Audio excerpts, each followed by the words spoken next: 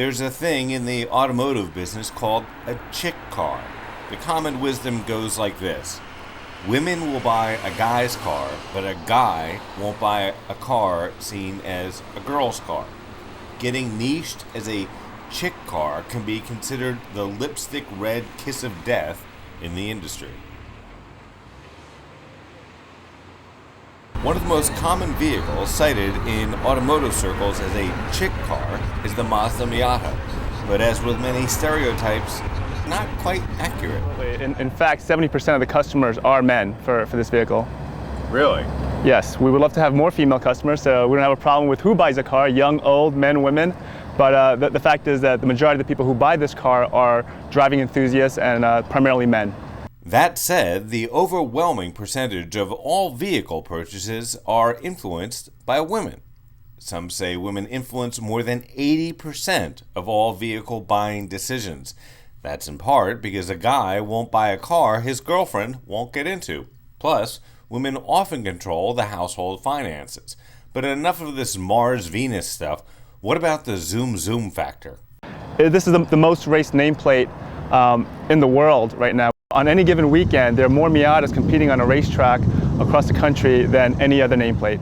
The Miata was first introduced in 1989 as a 1990 model. When these things first came out, we called them MGs that ran. At the time, my sister Robin walked by one in a crosswalk and said it was so cute she wanted to pet it. Fast forward 2 decades, and according to the Guinness Book of World Records, the Miata, now known as the MX-5, is the best-selling 2-seat roadster on the planet, with more than 850,000 units sold. It's still called the MX-5 Miata in the United States. It used to be just called the Miata, but globally it was always referred to as the MX-5, and the badging had always been MX-5 only globally. So to become more consistent, we changed the badging on the vehicle to MX-5, and it's in keeping in line with our alphanumeric nomenclature strategy. So it's more in line with the RX-8, the CX-7, CX-9, some of the newer models that we've introduced. And for the past several years, the Miata has been available as either a hardtop convertible or a cloth top. Well, the car is so popular around the U.S., and as you know, the climates vary depending on the different regions that you live in. So for some of the colder climates like we're in here, we do have some winter weather. The retractable hardtop provides a little bit more security and a little bit better weather protection than the soft top. But if you have a garage and you live in sunny Southern California where it hardly ever rains, you probably don't need the hardtop. So the sales mix varies by the region that you're in. What about people who live in urban areas who are worried about someone like sticking a knife through the cloth top? Oh, sure. That is another concern that we've heard from consumers. So the hardtop definitely does give you a little bit added security for the vehicle if you have to park it on the street, you don't have a garage. Not only is this the only roadster I know of that's offered as either a clamshell or a ragtop, Mazda says the retractable hardtop doesn't sacrifice trunk space. Now, before you start laughing, I was surprised at the amount of trunk space in the modern Miata. The last time I tested a Miata, Bill Clinton was in the White House, and I don't think Monica's blue dress would have fit in the trunk, so she would have an excuse as to why she never had it dry cleaned. But anyway, the Miata has other improvements over the early 90s model I drove. For example, there's this little lockable storage area between the 2 seats. I can't fit my briefcase in there, but it would fit a purse or a cool-looking leather jacket. The cubbyhole also happens to hold the release for the fuel filler door. Now, that wouldn't be significant if I hadn't spent a significant amount of time at the gas station speaking to the attendant and trying to figure out how to open the filler door.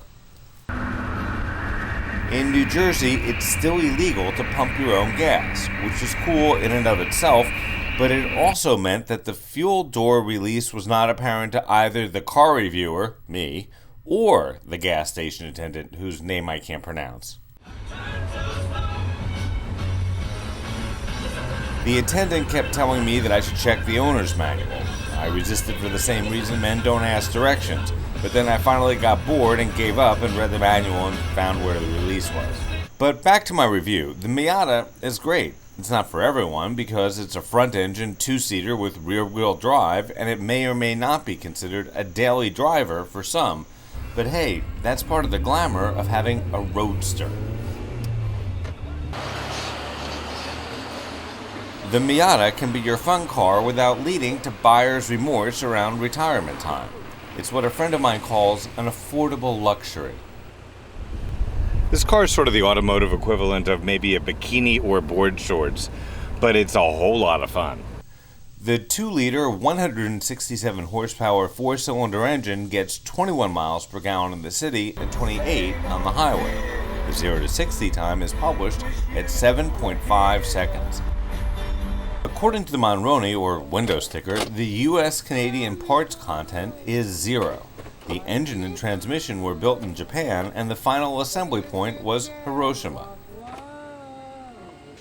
The MX-5 Miata Grand Touring Edition with the hardtop convertible is well equipped with everything from heated seats to automatic air conditioning and a remote keyless entry system at $28,400.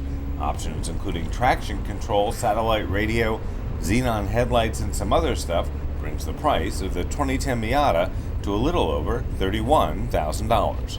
I'm Grant Winter, reporting.